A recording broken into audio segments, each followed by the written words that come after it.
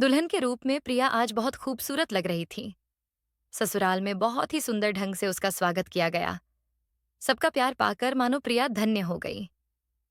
अजय, जो कि प्रिया का पति था, वह भी प्रिया पर जान छिड़कता था। प्रिया ने ऐसे ससुराल की कभी कल्पना भी नहीं की थी। सुबह के 8 बजे थे।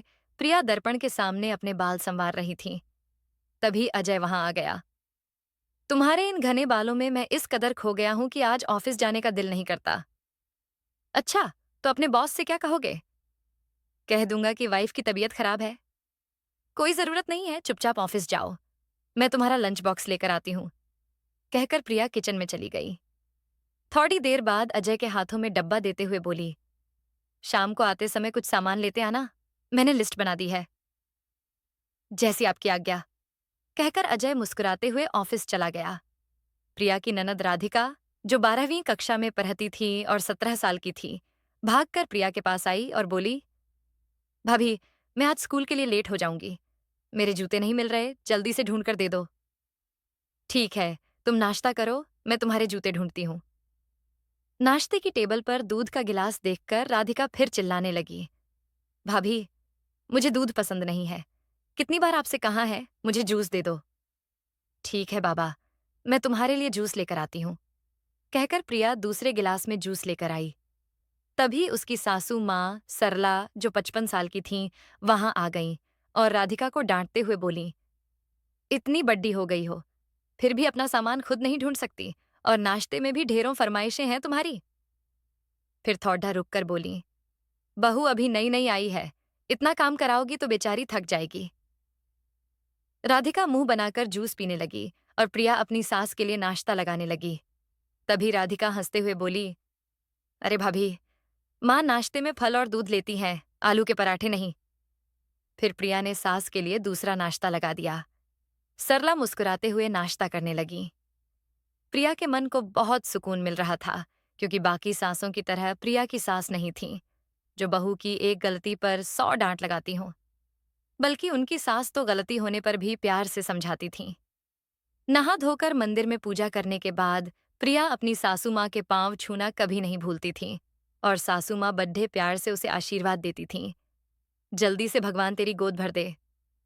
मगर प्रिया को अभी कोई जल्दी नहीं थी। अजय का छोटा भाई रोहन, जो 13 साल का था, अभी भाभी से बहुत प्यार करता था। कभी कभी उसकी बातें सुनकर प्रिया सोच में पड़ जाती थी।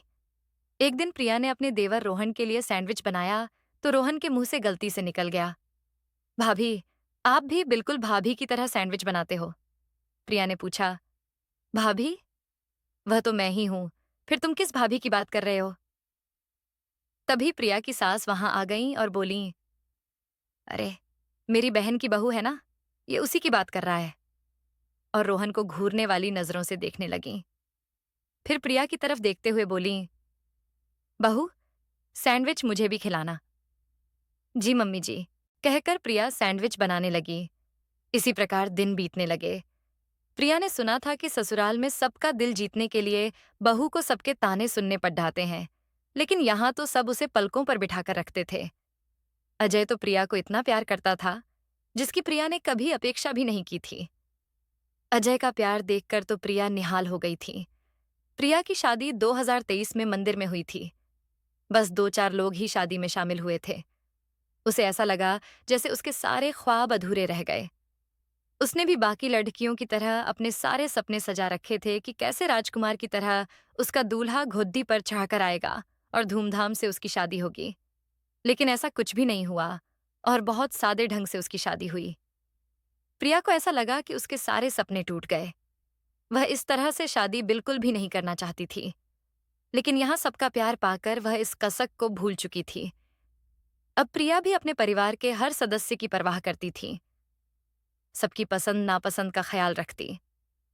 रोज सवेरे सबके पसंद का नाश्ता टेबल पर सजाती और सबके साथ बैठकर बड़े चाव से नाश्ता करती। नाश्ते की टेबल पर ननद और भाभी एक दूसरे की टांग जरूर खींचते और रोहन भी पीछे नहीं रहता। इसी हंसी मजाक और ठिठोली के साथ दिन बीतने लगे। नाश्ते के बाद अजय ऑफिस चला जाता और दोनों बच्चे भी स्कूल चले जाते। घर में दोनों सास बहू ही रह जाते। ससुर जी के बारे में ज्यादा कुछ पता नहीं था। बस इतना मालूम था कि वह किसी बात से नाराज होकर अपने किसी रिश्तेदार के यहाँ रह रहे थे। किचन में बर्तन रखकर प्रिया टेबल साफ करने लगी। तभी उसकी सासू माँ किचन में जाकर बर्तन धोने लगीं। प्रिया भागकर आई और उनके हाथ से बर्तन लेकर बोली, मम्मी जी, आप ये क्या कर रही हैं? चौधिए। क्या हुआ बेटी? तुम अकेली दिन भर सारा काम करती रहती हो, मुझे भी तो कुछ करने दो। अगर आप कुछ करना चाहती हैं तो सोफे पर बैठकर आराम से टीवी देखिए। प्रिया की जिद के आगे सासू माँ की एक नहीं चली और उन्हें आकर सोफे पर बैठना पड़ा। प्रिया गुनगुनाती हुई किचन का काम करने लगी। थोड़ी देर बाद एक ट्रे में 2 कप चाय लेकर आई और फिर दोनों सास बहू चाय की चुस्की लेते हुए टीवी देखने लगीं। प्रिया के चेहरे पर एक अनोखी चमक थी। शादी के 6 महीने बाद 2024 की शुरुआत में एक दिन प्रिया को अचानक चक्कर आ गया और वह बेहोश हो गई। डॉक्टर ने आकर चेकअप किया, फिर मुस्कुराते हुए बोले, घबराने की जरूरत नहीं है, आपकी बहू मां बनने वाली है। फिर क्या था, उस घर में मानो खुशियों की लहर दौड़ गई। सभी बहुत खुश नजर आ रहे थे। ऐसा लग रहा था जैसे उनकी वर्षों की मुरादें पूरी होने वाली थीं। डॉक्टर ने प्रिया का बहुत ख्याल रखने को कहा था क्योंकि वह बहुत कमजोर थी। इसीलिए अब सासू माँ ने घर के काम में उसका हाथ बटाना शुरू कर दिया था। अगर प्रिया उन्हें मना करती तो वह डांट कर कहती, यह सब मैं अपने पोते के लिए कर रही हूं। सुनकर प्रिया भी कुछ नहीं कह पाती। अब राधिका भी प्रिया को परेशान नहीं करती थी, बल्कि प्रिया के छोटे मोटे काम वह कर दिया करती थी। प्रिया के खाने का डाइट चार्ट बन गया था। उसकी सास उसके खान पान का पूरा ख्याल रखती। भूलकर भी ऐसा कुछ नहीं देती जिससे प्रिया के स्वास्थ्य पर बुरा असर हो। सुबह शाम अजय प्रिया को वॉकिंग पर लेकर जाता। सुबह सुबह जब वह घूमकर आती तो उसकी सास अपने हाथों से उसके लिए जूस बनाकर लाती और जब तक प्रिया जूस पी नहीं लेती वह वहीं खड़ी रहती। अजय का नाश्ता और लंच बॉक्स भी राधिका और उसकी सास मिलकर तैयार करती। प्रिया खुशी से फूली नहीं समाती थी, ये सोचकर कि कितना बढ़िया ससुराल मिला है उसे। प्रिया को कभी कभी शक होने लगता था कि क्या सच में उसका ससुराल इतना अच्छा है, लेकिन उसे क्या पता था कि उसे कुछ और ही दिखाया जा रहा था और वह लोग हैं कुछ और ही। अजय शाम को घर आने से पहले प्रिया को फोन करके पूछता कि उसे क्या खाने का मन है, तीखा या खट्टा।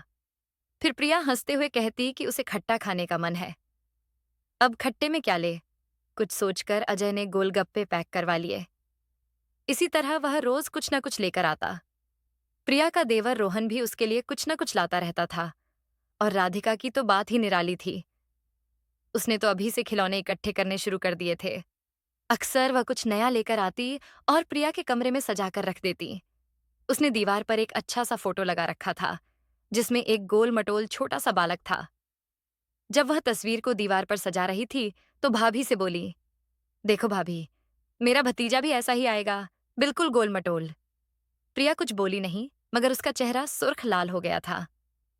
ओए होए भाभी, अब शर्माती भी हो, राधिका ने मस्ती करते हुए कहा। बहुत मारूंगी तुम्हें, हमेशा मस्खरी करती है। और राधिका हंसते हुए वहां से भाग गई। प्रिया के चाचा रमेश, जो 60 साल के थे, ने फोन करके बताया कि वह आ रहे हैं और साथ में चाची सुनीता, जो 55 साल की थीं, भी आ रही हैं। प्रिया बहुत खुश हो गई और उसने अपनी सास को बताया। प्रिया के माँ बाप किसी दुर्घटना में मर चुके थे। उसका पालन पोषण उसके चाचा चाची ने किया था। चाचा तो प्रिया को बहुत प्यार करते थे, पर चाची को प्रिया फूटी आंख नहीं सुहाती थी। हर वक्त डांट डपट करती रहती थी। प्रिया ज्यादा पढ़ाई भी नहीं कर पाई। किसी तरह छुप छुप कर चाचा ने 10वीं की परीक्षा दिलाई। चाचा वैसे तो नेक इंसान थे, पर चाची के सामने उनकी एक नहीं चलती थी। चाची प्रिया से घर के सारे काम करवाती और उसे न तो ढंग के कपड़े नसीब होते और न ही ढंग का खाना। प्रिया अपनी चचेरी बहन के उतारे हुए कपड़े ही पहनती थी। दोपहर का समय था। कॉल बेल की घंटी बजी। प्रिया ने जाकर दरवाजा खोला तो सामने अपने चाचा चाची को देखकर खुशी से चहक उठी। चाची ने भी उसे प्यार से गले लगाया और चाचा ने उसके सिर पर हाथ रखकर उसे आशीर्वाद दिया। प्रिया की सास ने उनकी खूब आवभगत की। प्रिया अपने चाचा चाची से बातें कर रही थी और उसकी सास चाय नाश्ता लेकर आई।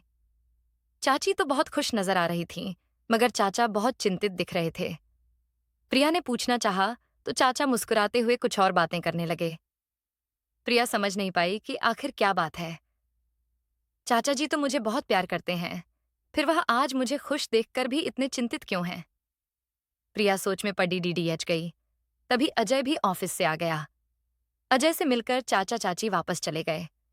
उनके जाने के बाद प्रिया और राधिका घर के काम में लग गए।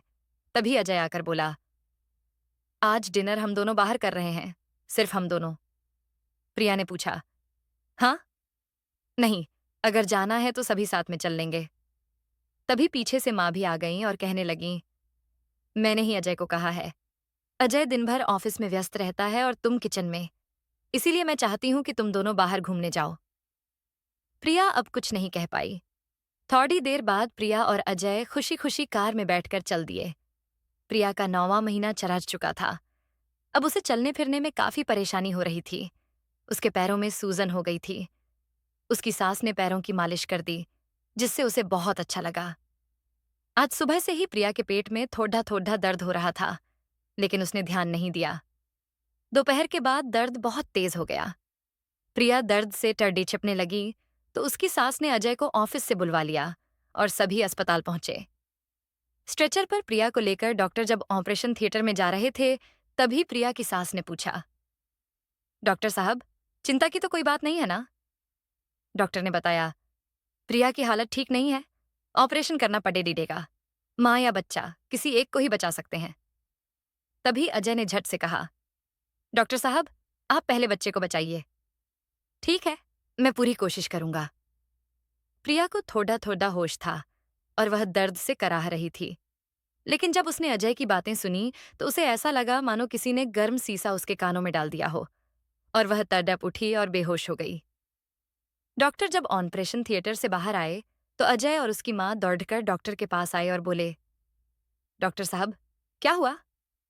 डॉक्टर साहब मुस्कुराते हुए बोले, चिंता ना करें, बच्चा और उसकी माँ दोनों सुरक्षित हैं। और हाँ, आपको पोता हुआ है तो खुशियां मनाई। अजय की माँ मानो खुशी से पागल हो रही थीं। मिठाई मंगवाकर पूरे अस्पताल में बांटी गई। नर्स को अजय ने कुछ पैसे भी दिए। थोड़ी देर बाद डॉक्टर ने आकर कहा, अब आप अपने पोते से मिल सकते हैं। आपकी बहू अभी बेहोश है, थोड़ी देर बाद होश आ जाएगा। अजय की माँ तो सुनते ही दौड़े पड्ढी प्रिया के कैबिन की तरफ। उन्होंने देखा भी नहीं, बस अपने पोते को निहारने लगीं, जिसे नर्स अभी अभी सुलाकर गई थी। उसे गोद में उठा लिया और कहने लगीं, कैसा चांद सा प्यारा मुखद्दा है, बिल्कुल मेरे अजय पर गया है। तभी अजय भी पीछे से आ गया और उसकी छोटी छोटी उंगलियों को देखते हुए कहने लगा, माँ, अभी तो यह ठीक से दिखाई भी नहीं दे रहा। देखो, कैसे ककड्ढी जैसे हाथ पैर हैं। माँ की आंखें जो देख लेती हैं, वह कोई और नहीं देख सकता। तू जब छोटा था, तो बिल्कुल ऐसा ही दिखता था। अजय हंसने लगा। थोड़ी देर बच्चे को गोद में रखने के बाद फिर से उसे सुला दिया और बाहर आ गए। लगभग 1 घंटे बाद प्रिया को होश आया। जब उसे पता चला कि लड़का हुआ है, तो वह बहुत खुश हुई। नर्स ने बच्चे को उसके बगल में लिटा दिया। प्रिया अपने बच्चे को प्यार से सहलाने लगी। फिर नर्स की मदद से बच्चे को दूध पिलाया। लगभग 1 हफ्ते बाद प्रिया को अस्पताल से छुट्टी मिल गई। जब प्रिया अस्पताल में थी, नर्स ही उसके बच्चे की देखभाल करती थी। उसकी सास और अजय भी आते रहते थे, लेकिन प्रिया की तरफ उनका ध्यान नहीं जाता था। कभी कभी प्रिया बहुत दुखी हो जाती थी, लेकिन फिर यह सोचकर खुद को तसल्ली देती कि शायद बच्चे की खुशी में उन्हें और कुछ याद ही नहीं है। लेकिन प्रिया अजय की बेरुखी बर्दाश्त नहीं कर पा रही थी। प्रिया की हर छोटी छोटी परेशानियों पर ध्यान देने वाला अजय आज उसका हाल तक नहीं पूछ रहा था। आखिर क्या वजह हो सकती है? प्रिया के जहन में अनेक सवाल एक एक करके उभरने लगे। उसका सिर भारी भारी सा रहने लगा। तभी नर्स ने आकर प्रिया को दवाई पिलाई और थोड़ी देर बाद वह गहरी नींद में सो गई। 1 हफ्ते बाद जब प्रिया अस्पताल से घर आई, तो उसे एक ऐसे सच का सामना करना पड़ा जिसकी उसने कभी कल्पना भी नहीं की थी। वह सोच भी नहीं सकती थी कि जो लोग कल तक उससे इतना प्यार करते थे, वह आज इतने घिनौने रूप में नजर आएंगे। और जब उसे पता चला कि उसके चाचा चाची भी इस खेल में शामिल हैं, तब वह बिल्कुल टूट गई। अजय की शादी पहले मेघना से हो चुकी थी, लेकिन कुछ साल बाद पता चला कि मेघना कभी मां नहीं बन पाएगी। अजय की मां को अपने बेटे का वारिस चाहिए था।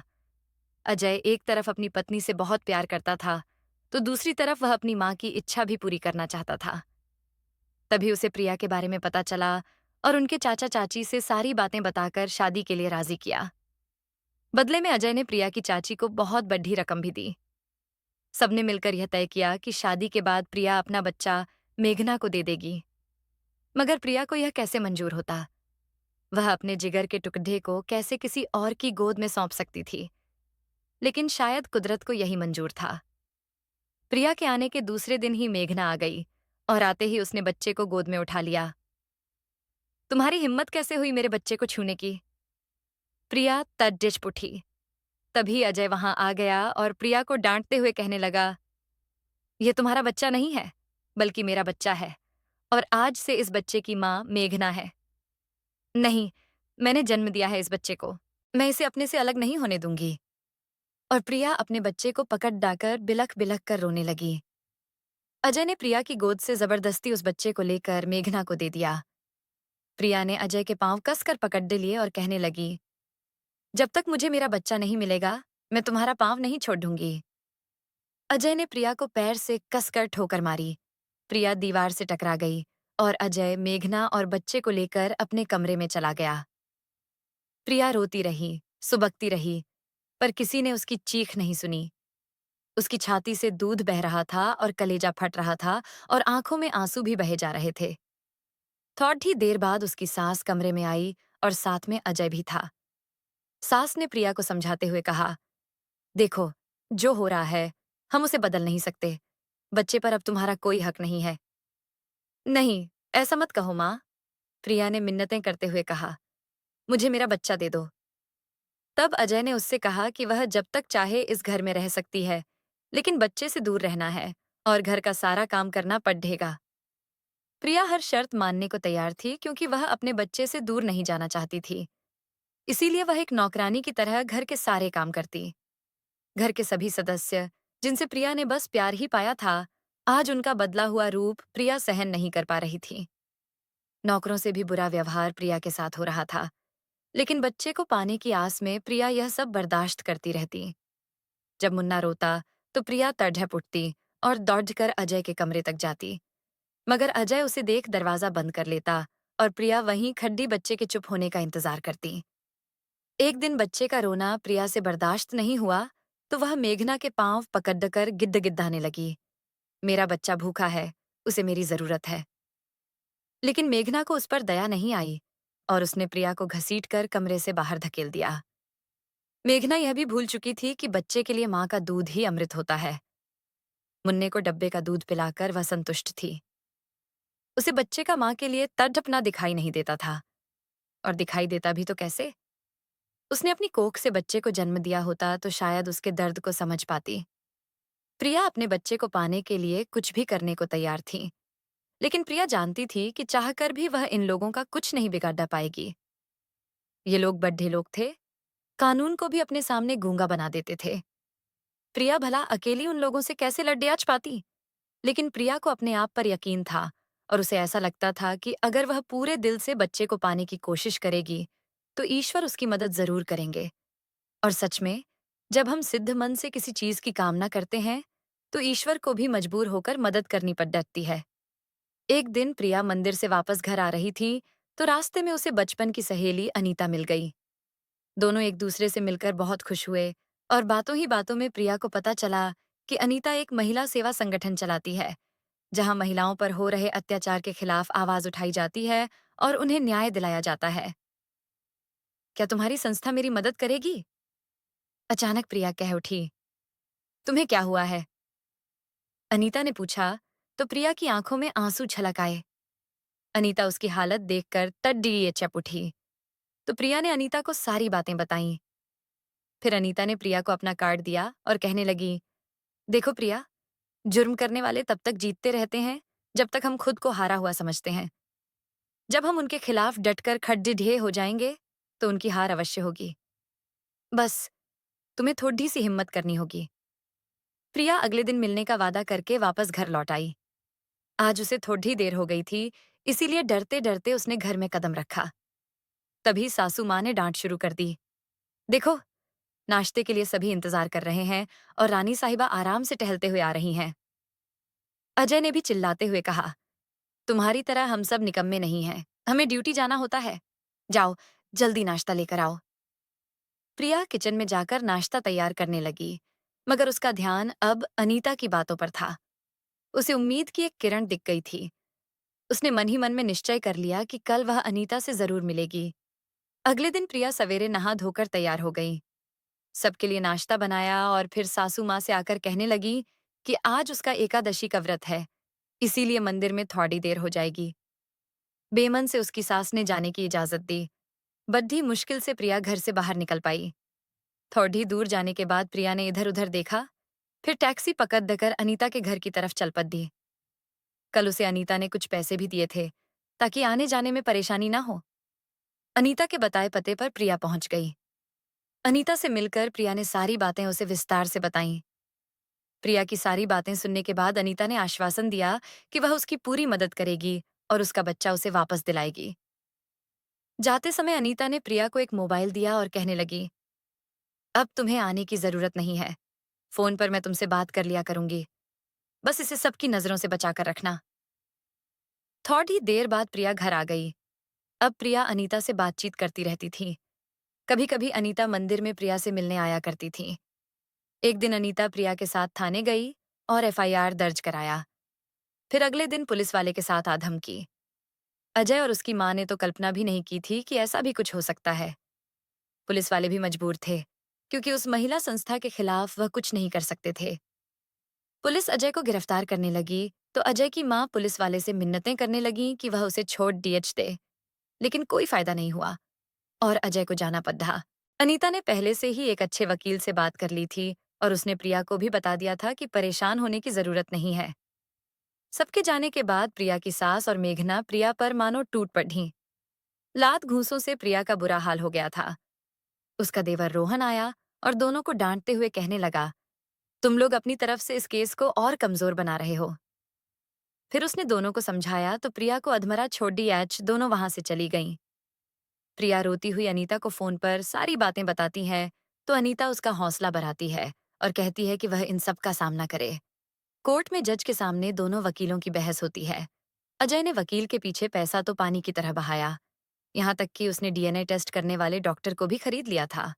लेकिन अनीता भी कहाँ हार मानने वाली थी। उसने भी एड्डी छोटी का जोर लगा दिया और अंत में प्रिया के हक में फैसला सुनाया गया। जज साहब ने कहा कि अजय प्रिया के बच्चे को उसे वापस दे दें। साथ ही दोनों के भरण पोषण के लिए हर महीने पैसे भी देने होंगे। अजय और उसकी माँ का चेहरा उतर गया था। एक गुनहगार की तरह वे जज साहब के सामने खड़े थे। अजय को जज साहब की हर शर्त माननी पड़ी।